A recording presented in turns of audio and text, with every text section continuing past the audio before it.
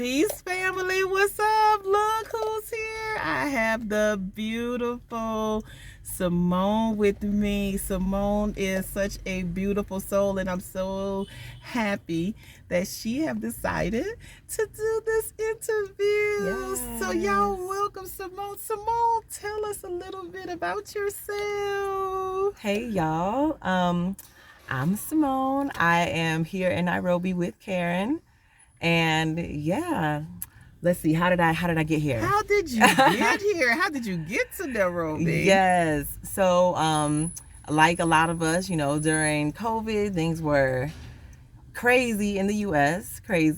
So I was in LA at the time when everything came down with the pandemic, and I was working as a neuromuscular therapist, which is basically like a massage therapist specifically Wait, hold up. A neuromuscular therapist. Yeah, Slow down when you talk about these amazing things that you're doing. A neuromuscular therapist. So here you are in the United States. You are a neuromuscular therapist. Yes. So it sounds like you needed some education to do that. Some certification. So first I actually went and got certified as a massage therapist. So I have my CMT. So the next level of that, which is more medical massage, is a neuromuscular therapist. So it's kind of focusing on injuries and chronic pain and the nerves that innervate the muscles that causing that pain. So went back and got certified for that. I was first working with a chiropractor for a bit, then ended up starting my own practice in 2018. And then things were going good. 2018, 2019 was rolling through, great, building clientele. It's LA, so there's all of these celebrities, athletes. Nice. I had some really nice clients. Things were going really well. Wait, so you were working with celebrities. Yes. You're a neuromuscular therapist. Yes. Obviously, you're making a nice living in America.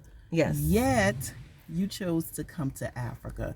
So listen, we're about to dive into this because I want to know what made Simone come to Africa. But the first thing is, she is healthy, she is fit.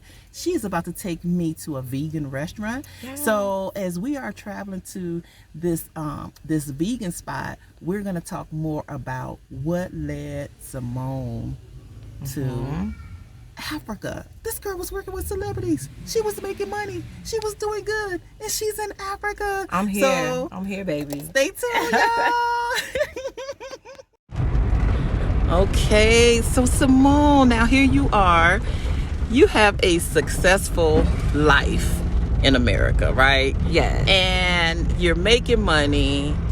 You're working with celebrities. Why Africa? What was it that made you say, yes, I'm doing good in America, but I want to go to Africa? Well, for a while, I knew that I did not want America to be my forever place. Okay. I had moved in and out of the country a few times before. I had left the States and was living in Europe. I was in Spain for some years. I was in London. I was in London for about a year. I moved to the Caribbean, in between Trinidad and Grenada. Was in Montreal briefly. I was hopping around trying to figure out where I wanted to live because I knew it wasn't the States. So let me ask you this: where were you raised? Like what area of the United States? In the Midwest. Was born just outside of Chicago. And was raised there, and I grew up there. That's where both of my parents still are. But from as soon as I could leave the area, I left. So at 17, I left, moved to Louisiana. Oh, Louisiana! Where in Louisiana? Yes, my home. Yes. So I went to Grambling State University. Yes, GSU. HBCU. Okay. Yes, I ended up transferring from there and graduated from a school called Nicholls State. Yes. Which is down in Thibodeau, a little bit south of New Orleans. Oh, wow. So yes. Okay. And so you're in the States, and so you've done some traveling. So what was your first traveling experience outside of the United States? My first traveling experience. Okay, so I think it's kind of outside of the United States. I went to the Virgin Islands. Okay. Yeah, I had a gig there. I was in Atlanta. Well, yeah, after Louisiana, I moved to Atlanta. In Atlanta, I started modeling, and I picked up a gig in the Virgin Islands. So that was kind of like my first, even though it was still the U.S., it was outside of the continental U.S., and I was just kind of like, oh, this is nice. Okay. You know? But you're so beautiful. I can see you being a model. Asante. Yes, Caribou. Like, I can really see you being a model. You're so beautiful, right? And so you went to the Virgin Islands. So when was the next time you went outside of the U.S.? After that, the next time was to Trinidad. Yes. Okay. And I had a friend who was from there, and he always was like, oh, well, you know, welcome. Everyone's welcome here. Everyone's welcome. And he would tell all his friends that, you know, and I would tell him, I'm coming. Like, I want to come. I want to come for Carnival. I want to come. And he said that I was actually the first American that he had offered, like, extended that offer to, that actually came. He said that really? So many people he had told that. So many people he had welcomed to his home, and everyone was like, oh yeah, I'm gonna come, I want to come, yep, I'll visit one day. And he said I was the first person that actually took him up on the offer. Yes. And I always just had this I don't know, I really loved other cultures. Where I grew up was very, very diverse. I kind of realized that now in hindsight, that I grew up in a very diverse community. Grew up, well, my neighborhood was predominantly Latino. So I grew up, I remember my mom putting me in Spanish lessons when I was like single digits, like 7, I think. 6 wow. or 7. So your mom was ahead yeah, of her time, because now people are just now, like, you know, trying to speak another language, trying to speak Spanish and that sort of thing. Right. So how many languages do you speak? Fluently, I speak English and Spanish. I do speak some French. I can get around with French. And then also the Italian and Portuguese are language. I don't speak them, but I can understand quite a bit because they are so similar to Spanish, especially the Italian. Yes. So yes. Girl, yeah. So this is Black Girl Magic. Here you are, a millennial. Yes. Born and raised in the United States. Yes. African American female. You speak several languages, some of them more fluent than others. Like, I'm honored to be here, you know, with you, because you are such an inspiration to so many other millennials out there, and so many people in the United States who want to leave, right? But they just can't. Like your friends from Trinidad said, I've invited so many people to my home, and you're the first one that came, right? Yep. And so what was it? Like, it's something what was it? It's within you that just had that desire. You know, I don't know. And it's interesting because you know, I know people that lived in the same neighborhood I did, you know, and that were also around lots of ethnicities, and had the chance to learn Spanish like I did, but they don't, you know. And so it's interesting. And even when I look at the sister that's right above me, where we grew up like right around the same time, we're only 18 months apart, and I'm like, dang, you know, I remember when we were young, she knew more Spanish than me, and then as we got older, it kind of just like left her, or I don't know if the not just the language, but also kind of that desire, you know. Yes. And so that's what I'm not really sure. I guess sometimes people really just have a spark of curiosity. Yes. And I definitely had that from a very young age. Yes. Okay. And so at a very young age, you have this spark, you have this desire. So many people have a spark and they have a desire, but they don't do anything about it. Like, they just have it, right? So what? Well, I would say if you have a quote unquote desire, but you don't do anything about it, I'm not even sure if I would call it a desire. Hey. You know, because I feel like there's certain things, if they're really heavy on your heart and if you really care about them, your actions it's about how bad do you are want in alignment. it. Yeah. Okay. You know. Okay. And now, as far as being in alignment, following your heart, following your desire, you are here on the continent of Africa. You are in Kenya right now. Why Africa? Here you were successful in the United States, and you were like, I want to go to Africa. Why Africa? Africa is home first and foremost. Yes. You know, call us, or we call ourselves African American for a reason. You know, we know where we're from. Yes. I think, you know, you see this melanin and you know what's up. Yeah. So for me, I always had a love for African people, love for Africa. Yes. But at the same time, you know, I was definitely raised and inundated with a lot of white supremacist, colonized mindsets that I had to get over myself. Yes. So for a long time, when I knew I didn't want to live in the States, right? I knew that for years. Knew that since in basically all of my adult life. But Africa wasn't on my radar as far as a place that I could relocate to. Okay. I had, you know, why? Well, let me ask you this. Why? Because you said something about you had to get over this colonized mindset. Tell us I think about that's that. basically all it was. I think it was just the, you know, how strongly and deeply we're told and we're taught that Africa is dangerous. It's poor. It's you know, all of these negative things that we're taught to associate with Africa, and eventually we do, you know, whether it's conscious or subconscious. I think for me it was very subconscious that I looked at my list of possible places to expatriate to, and I was like, wow, why is there nowhere on Africa in the list? Right. You know, nowhere in Africa on the list. Right. What were some of the where were some of the places you had on your list when you first started? My top 3 places were France, Amsterdam, London, and I think 4th would probably have been Uruguay.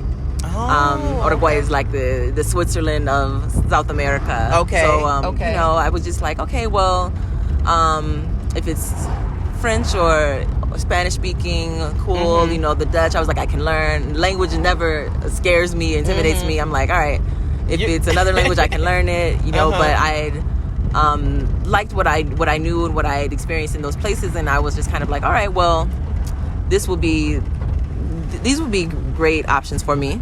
And so I kind of had those places on my list, and I was just kind of like, all right, well, but what about like, why is there nowhere nowhere in Africa on the list, you know? And at the time, I think the only place I'd been in Africa was Morocco.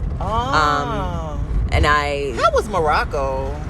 It was fine. It was great to visit, but you know, I guess also the older I became, I started thinking about places that had a significant black population, or you know, at least noticeable, to where when I do have children, I didn't want them to be outcast. Got it. That's definitely something I saw in Europe, where good friends of mine that have children there, their children were, I mean, I don't want to say shunned, but basically, you know, right. And a lot of the children, you know, when you get to a population where you are such a minority, you know, we're a minority in the States, but it's like, wow, to be in a school and be the only black human being in the school, that's what my godson went through. Okay. And it was really traumatic for him. You know, he had a terrible experience. You just saw the change in him over the years. The trauma. The trauma of it all. So now you're like, you know, Africa's not on the list. Why Africa's not on the list? Right. So you went to Morocco. Where did you go next? Wow. So I've been to like over 45 countries. I mean on the continent. Oh, on the continent. Okay. Yes. I went to Morocco more than a decade ago. Okay. And so I hadn't been back to the continent until last year. Really? Yep. So okay. So what led you to come back last year? When I came back last year, it was specifically and very deliberately to figure out where I wanted to relocate. Okay. Yes. So at that point, I really was like, okay, wow, I need to be in a place where I'm surrounded by my people. That became more and more heavy on my heart. And finding a place where, you know, I had all these places on my list that were, okay, well, this is, you know, this has a nice black population, or this has X amount of X amount percentage of black people, but I was still looking at predominantly white and predominantly white supremacist countries. Oh, wow. So okay. I had to kind of like really get a grip on that. Like, okay, well, they might have a population of X percent, but we're still talking about a system that's very white supremacist. Yes. So I wanted to get into a place where I'm like, wow, I want us to be the majority. Yes. I never really got to experience that. I really love the Caribbean because that was kind of my first time being in a place where it was like, wow, we are not just where I can find us, where I can see more of us around, but we're the majority. The majority, yes. And so when you came to Africa, which country in Africa last year? Where did you land first? So I had all these countries on my list. I think there were 9 countries I had that were possibilities to repatriate. I had places in West Africa, East Africa. I kind of left North Africa alone because once again I wanted to go somewhere where I could look around and see us. It's a beautiful thing. But so out of all these countries, I had a friend who is from Kenya. She's Kenyan, a friend in LA. Really great friend, and she had asked if I would take some things home to her family. So initially in my head, my path was going to go from west to east just because of geography, and I was like, okay, well, I'll start here and I'll end there. But when she asked that, I was like, well, you know what, let me start in Kenya so I can take these bags with me and I can leave them, and then I can just kind of bounce around with my backpack after that. When I got to Kenya and I got to Nairobi, I stayed. Oh my God. So what was it like? Okay, so you get to Kenya. Like when I first got to Kenya, as soon as I got off the airplane, I went, you have that feeling of you go from being a minority to the majority just like that. Boom. Like as soon as you step off the plane, right? Yeah. And so you land in Kenya, your first time really actually being, other than the Caribbean, that place where when you look around and you see that you're the majority. I see us. Yeah. I see us. So what was that feeling? It was great. Like? It was great. I don't think, a lot of people, they've never experienced being as much of a minority as we are, Right. So I think, it's like, there's everyone like is rants and raves about the U.S., but we will never be welcome in the U.S. No. Like, I'm sorry. No. We're tolerated there, not 100%. Yeah. And we can find our little cliques and groups of people that make us feel welcome. But speaking about nations, that nation has no love for us. But think about it. So how could you welcome a people in a place that's not yours anyway? Okay, well, it's not theirs anyway. You know what I'm saying? You get what I'm saying? Yes, they have colonized the place, right? They have built I always say the United States system, because it's their system, right? That land have been there, right? Yes. They don't really own the soil. They have distorted the land. Yes. They have destroyed the land. They have built this system on bloodshed. And you know what? But the thing is, I totally understand what you mean about how can you make someone feel welcome when it's not your place, your home to welcome in. Right. But they've done it. They've made the native people there feel unwelcome. Yes. You know what I mean? In your own home. So it's like, right. Well, just imagine what they've done to other areas, like even on the continent of Africa. When they colonized all the countries, you know. And so, all right, so you're here, you're in Kenya. Yeah, so I did briefly stay in Nairobi with my friend's family. They were awesome. They're like my adopted Kenyan family.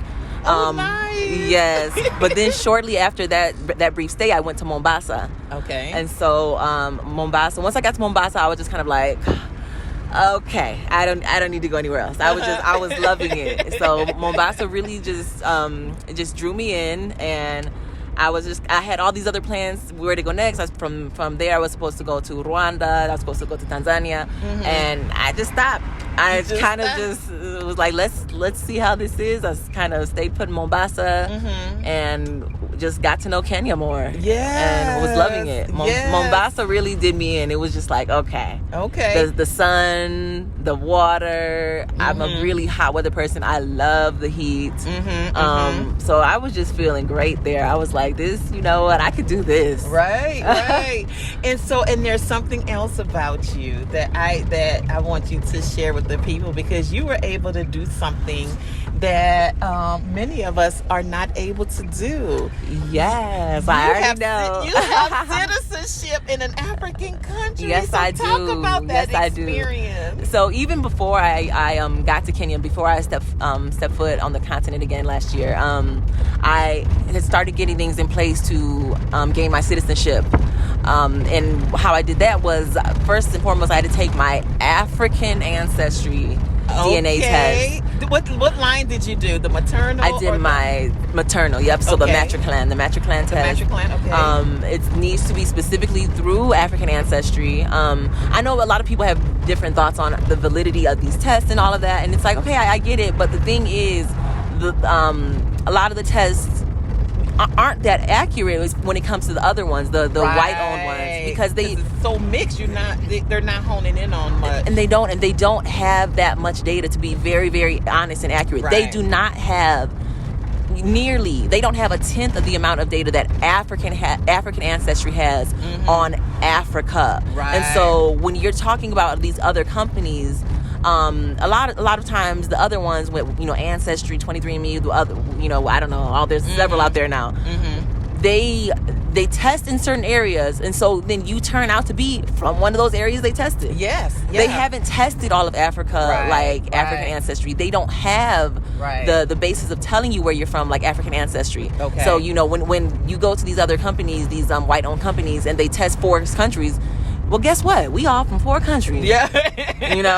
And so I did them first, and I saw my results change over time. And it was just interesting that, it was really clear they didn't have the amount of data that I was able to get from African ancestry. Okay. All right. And so with African ancestry, right? With African ancestry, so you take the African ancestry test. Okay, so you take the African ancestry, and what were the results? So from my maternal line, I was from 4 different tribes, just from her.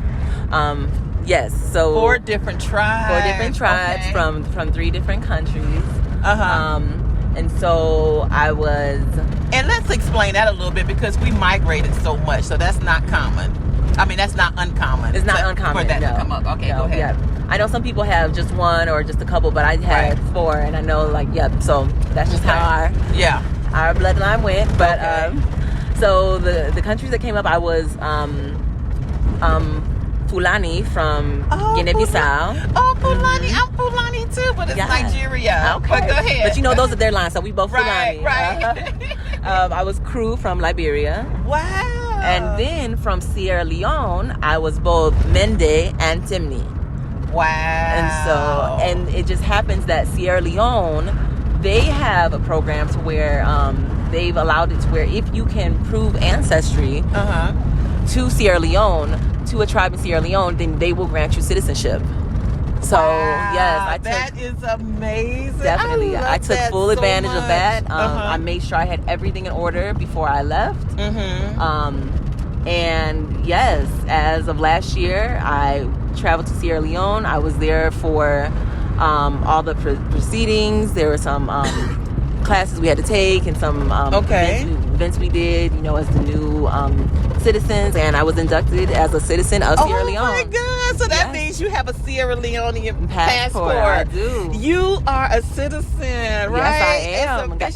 I got to meet the president and everything. Did you really? Yes, indeed. Okay, yep. We had the full ceremony. It was beautiful. It was amazing. Oh my gosh! Shout out to Sierra Leone. Listen, guys, Mama Salon. Yes, Sierra Leone is providing citizenships to individuals who can prove their lineage to Sierra Leone, and that's just done by taking the African ancestry. And I wish all of the African countries would get on board with this, right? Me too. Yeah, they really need to, because the thing is, it's not like we relinquished or gave up our citizenship. We did not give up our citizenships. Our ancestors, they did not give up citizenship. It was stolen. They were forced off this continent. They were stolen, right? And so the descendants, we should be able to come to anywhere on this continent and be granted citizenship. Because this is our birth home. It is. This is where our ancestors come from. Yes. And so I wish the African Union or these governments get together and say, listen, African Americans deserve, to come back and, to have a passport where they can go to all of the African countries, right? Because even these borders, they are fabricated. They are their borders. Right. And that's one thing. It's interesting when people ask me, like, oh, well, but what country are you from? And it's like, I don't think people understand that we were stolen before you had a country. Yes. This country did not exist when we were taken. Exactly. You know what I'm saying? Like, we were taken so long ago. There were no countries. There was no Kenya. Right. There was no Nigeria. Right. There was no countries when we were taken. We were one. We were one. We were one. And I just wish all of the governments would really get on board with that. So now you are millennial. Here you are. You're talking about moving to Africa. How did your family take that? Well, with me specifically, my family was it's been well over half of my life that I haven't lived anywhere near my family. So they weren't really. What is your sign, Simone? I am an Aquarius. I bet you have Sagittarius somewhere in your chart.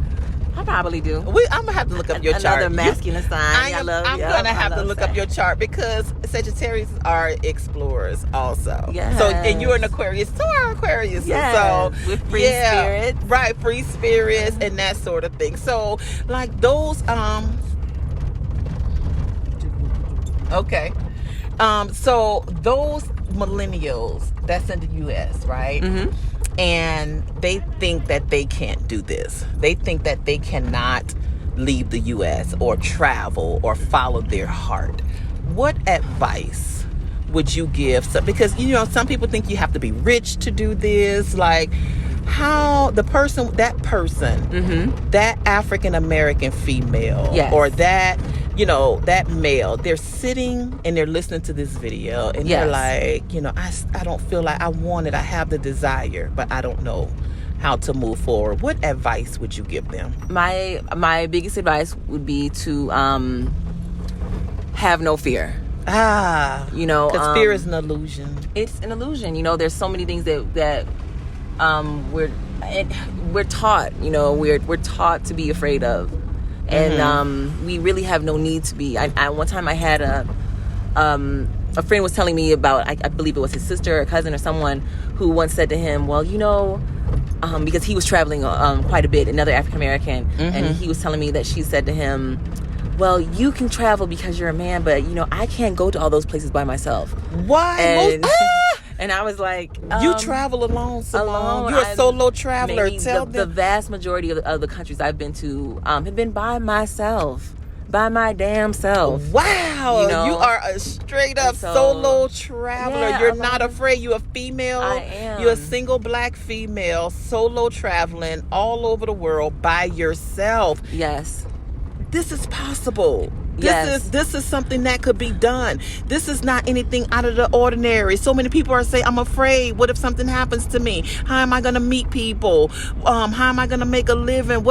Talk to the people, Simone. Yes. I think that for one, you have to, I know that, yes, traveling does cost money, Yeah. but it doesn't cost as much money as you think. I think that if people really looked at what they're spending money on. Yes. You have enough money for a plane ticket. You have enough money, to eat food for 7 days, 10 days. Yes. Yes. When I was in LA, people would say like, oh my gosh, well, look at you over here going to, one example was Thailand. Oh, you going to Thailand, you doing this? And I'm like, how much do you think I can tell that people weren't serious about traveling when they couldn't even tell me how much a ticket was. Yes. They're it's just like you they made it in their mind that they couldn't do it and didn't even try to check. Yes. So you would tell me how expensive it was to go to Thailand or how expensive it was to go you don't even to know. Japan or to Mexico, and I'm like, how much does it cost then? Right. I don't know, but if you don't know, I guarantee you your car payments is more than my ticket going to X country.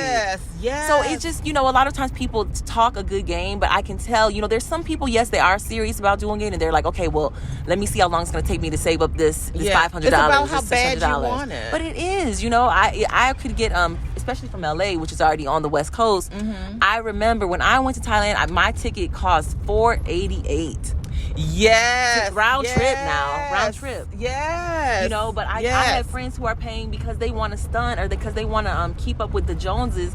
They're paying $515 a month for their car payment. Some people paying more than that for a car payment for 6 and 7 years, right? And so it's funny to me when people say about what they can't do, but I'm looking at what you are actively doing. Yeah. And you're showing me, talk is pretty cheap. Yes, it is. But you're showing me what's important to you. Yes. And like my daughter have my oldest, she is coming to Kenya, and she got a ticket round trip $888. Bam.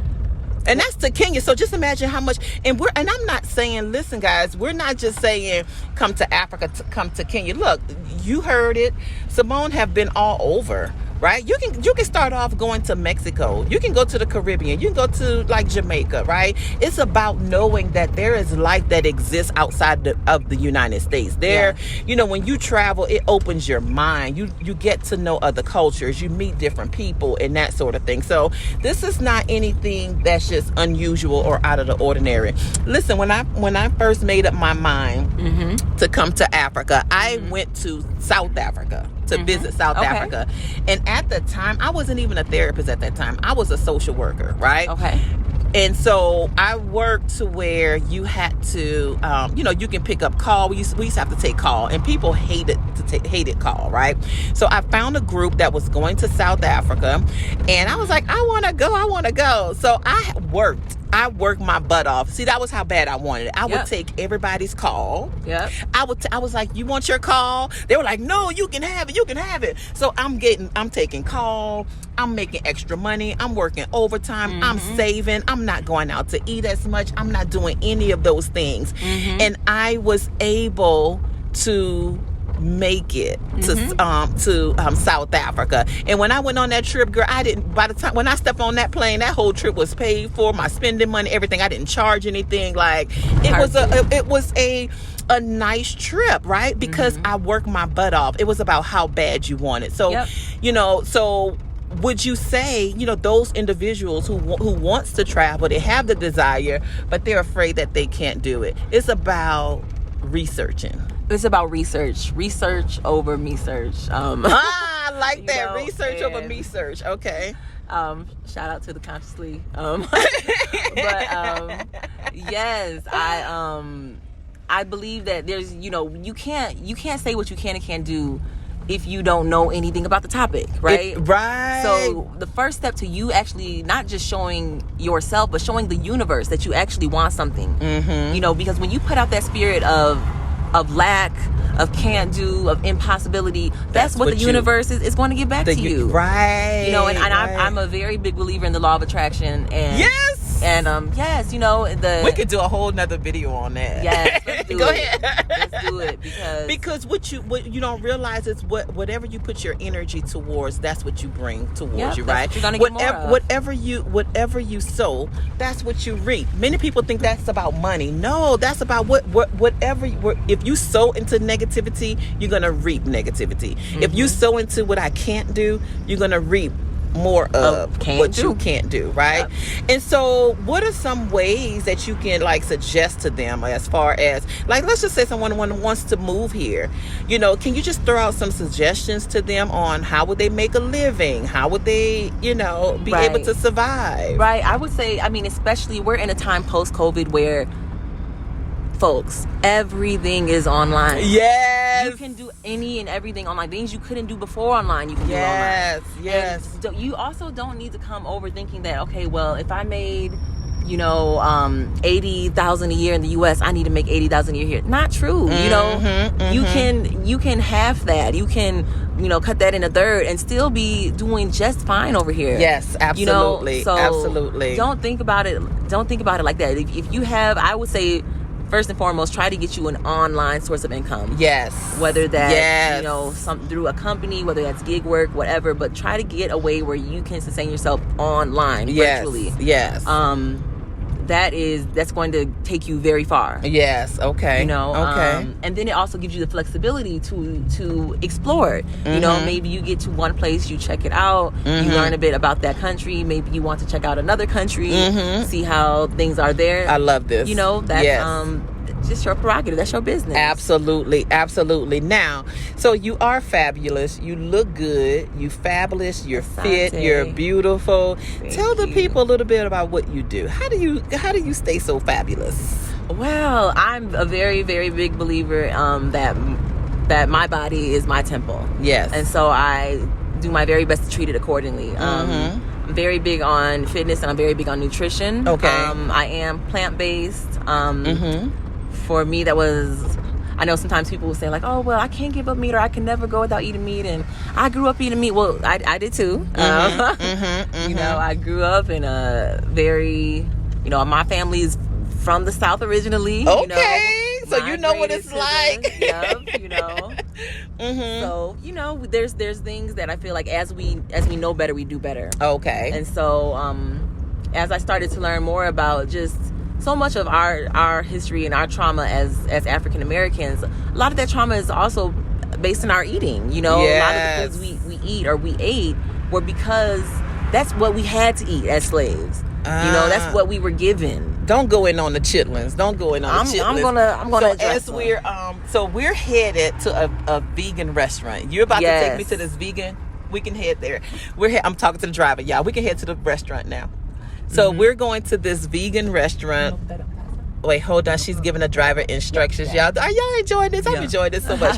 So we're headed to this vegan restaurant. So you're talking about some of the chitlins. Tell us chitterlings. Chitterlings, Simone. Are you about to tell us that we can't eat chitterlings?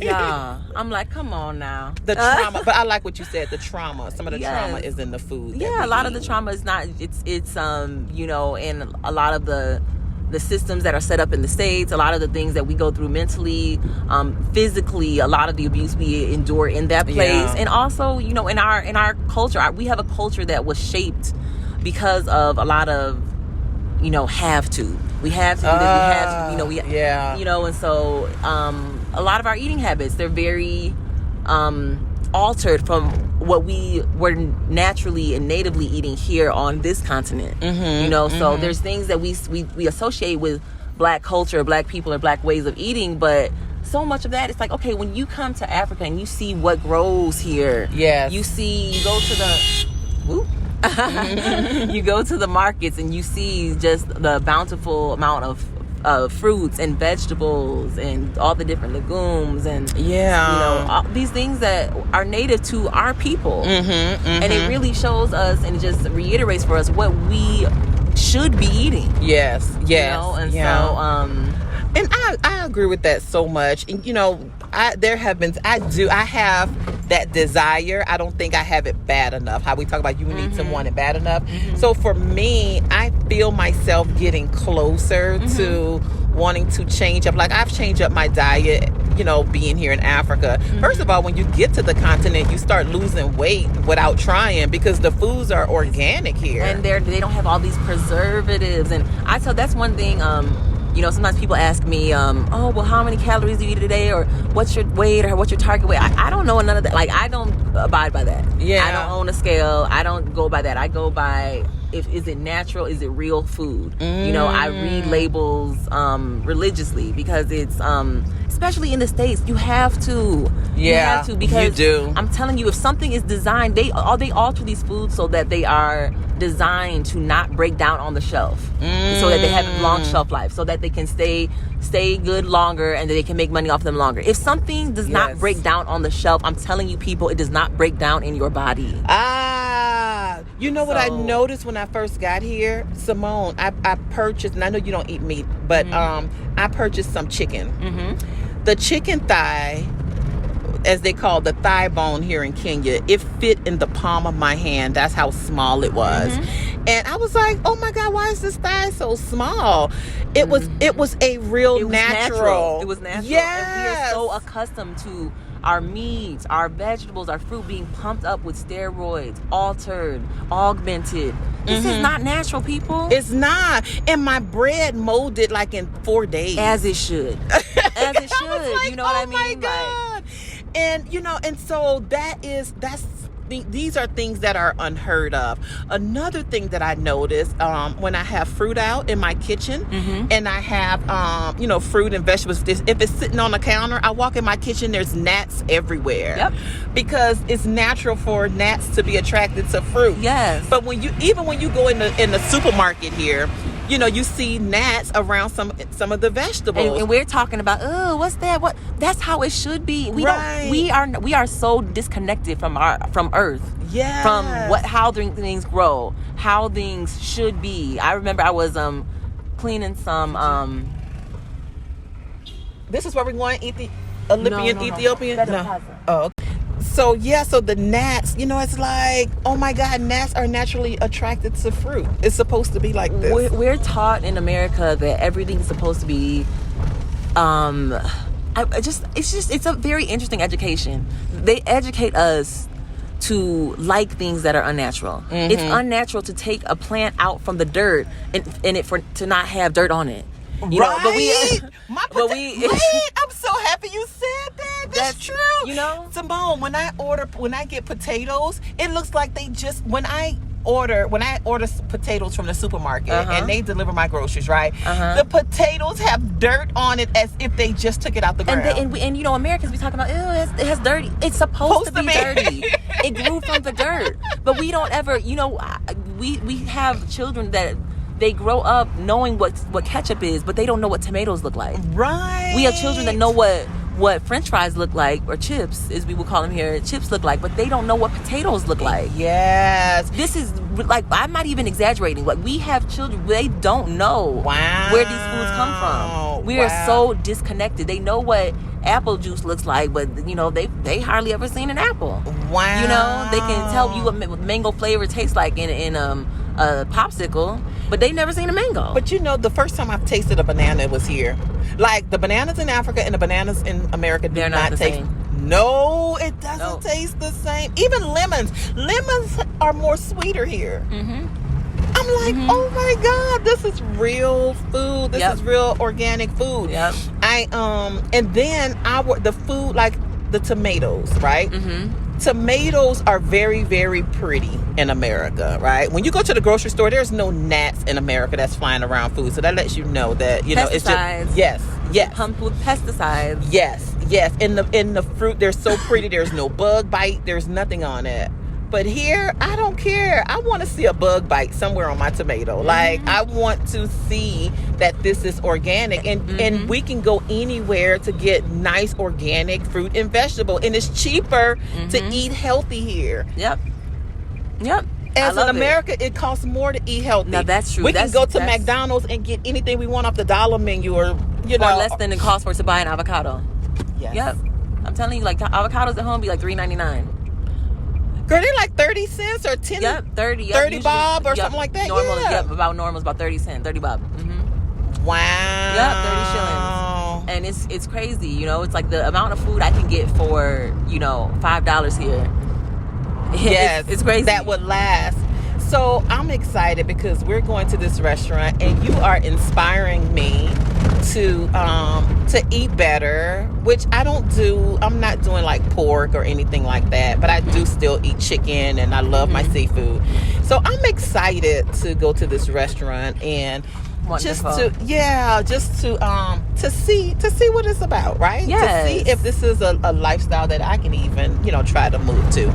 So talk to the people. You have a YouTube channel. You you're a trainer. You do talk to the people. Can you talk to the people, please? Tell them what you do.